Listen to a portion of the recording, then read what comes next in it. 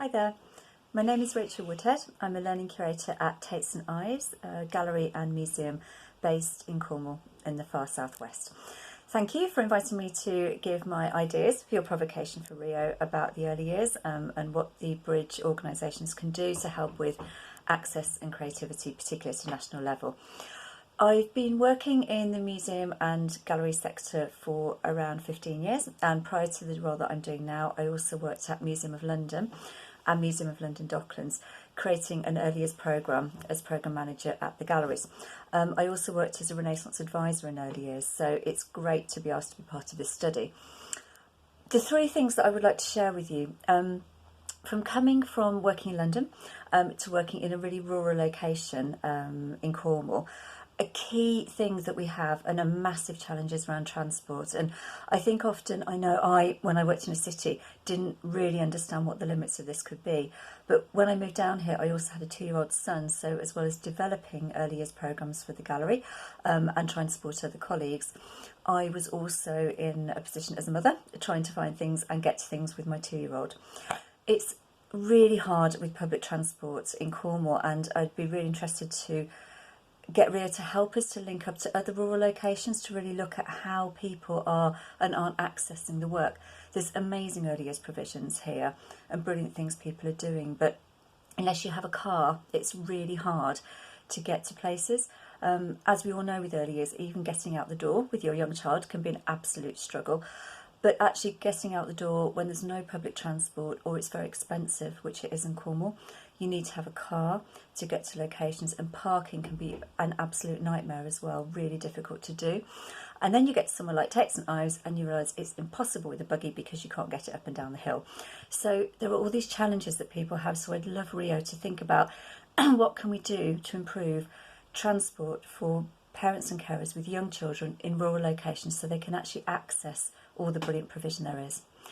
The second thing I'd like to share is around networks.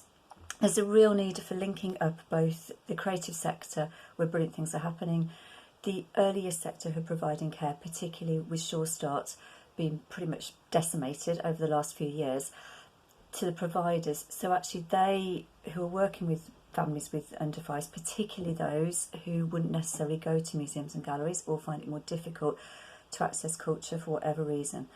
We need to have better links with them, and I feel like the Bridge organisation could help to provide that, and for them to have the knowledge of what's out there so they can share it with the families they're working with.